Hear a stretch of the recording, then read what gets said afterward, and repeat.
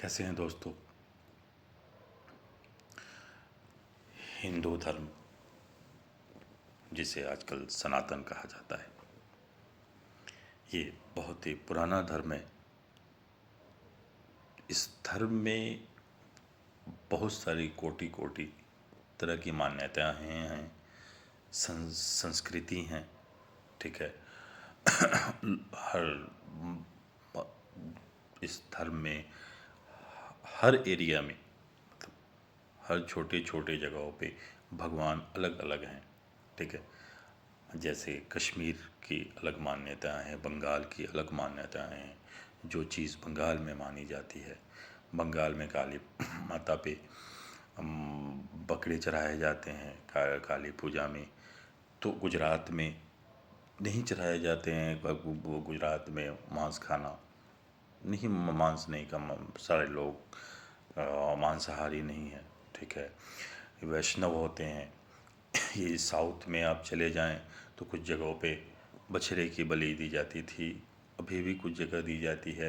अरुणाचल प्रदेश में वही हिंदू आपको देखेंगे कि गाय खाते हुए मिलेंगे।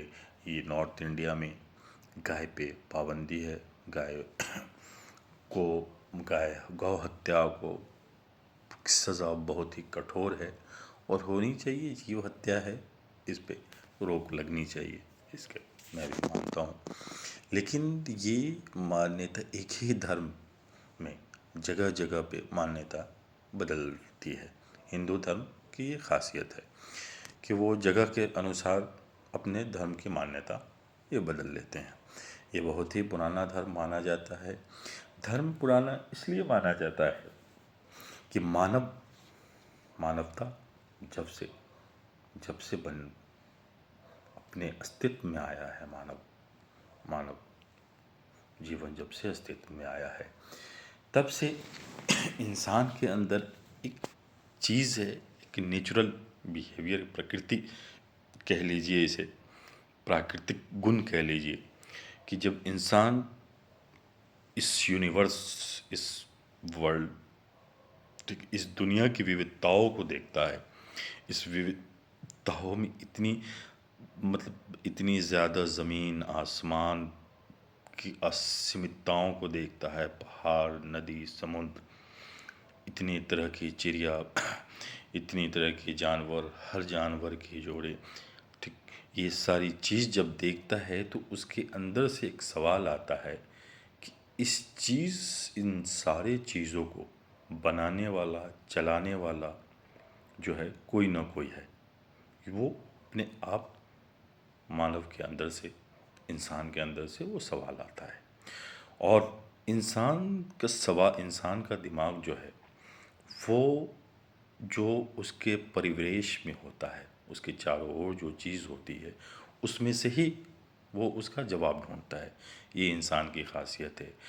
अगर आप जो इंसान इकोनॉमिस्ट है, अर्थशास्त्र पढ़ रहा है, तो अपने जीवन को वो जो है उसी तरह से डिफाइन करेगा इकोनॉमिक लॉ में। अगर जो इंसान आप देखेंगे, जो गणितज्ञ हैं, जो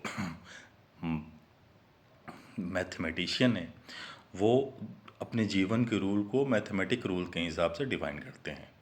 जो जो जो जो जियोलॉजी पढ़े हुए हैं, जो बायोलॉजी पढ़े हुए हैं, बायोलॉजिकल थ्योरी से अपने जीवन को डिफाइन करते हैं। तो ये इंसान की थ्योरी है।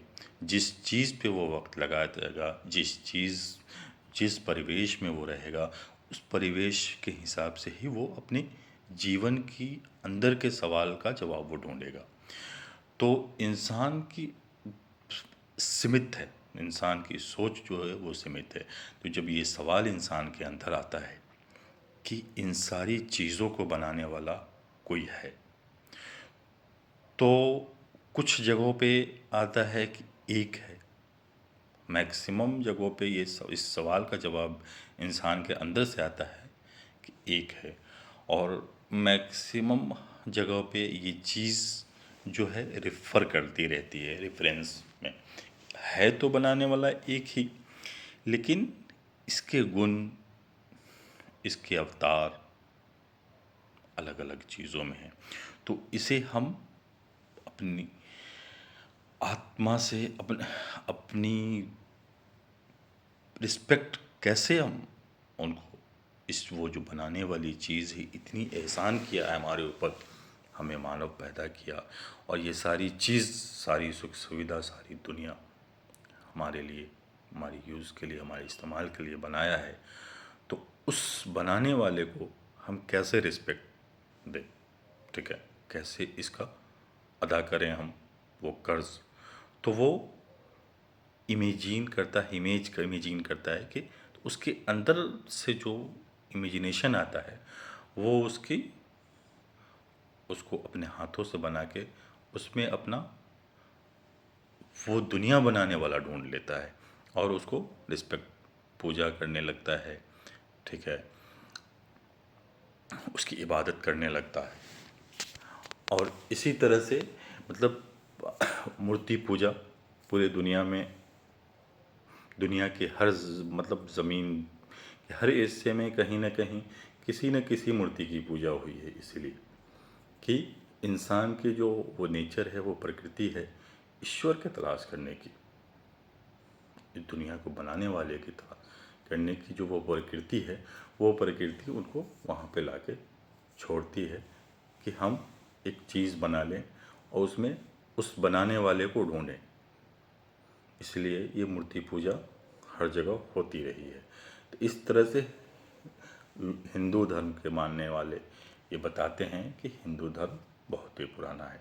मूर्ति पूजा है ही जब से इंसान सोचने लगा, वो सोचने लगा कि भगवान जो ईश्वर हैं, ये दुनिया बनाने वाला जो है, ये अल्लाह, ये गॉड जो है, वो कहीं ना कहीं मेरे बनाने, मैं जो बना रहा हूँ, हम जो बना रहे हैं मूर्ति, उसके अंदर हम उसकी इबादत कर सकते हैं, उसकी रिस्पेक्ट कर सकते हैं।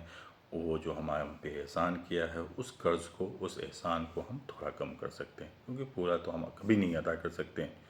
जो खुदा, जो ईश्वर, जो अल्लाह इतनी बड़ा यूनिवर्स हमारे लिए बनाया, इतनी विविधताओं, इतनी चीज़ बनाई है, उसका कर्ज तो हम कभी भी अदा नहीं कर सकते हैं। तो इस धर्म को कभी वैदिक धर्म कहा गया, कभी सनातन धर्म कहा गया, कभी आर्यों का धर्म कहा गया, ठीक है, वैदिक काल में वेदों पे ठीक है, उससे पहले इसका कोई नाम नहीं था। वैदिक काल से पहले, वैदिक धर्म से पहले इसका कोई नाम नहीं था।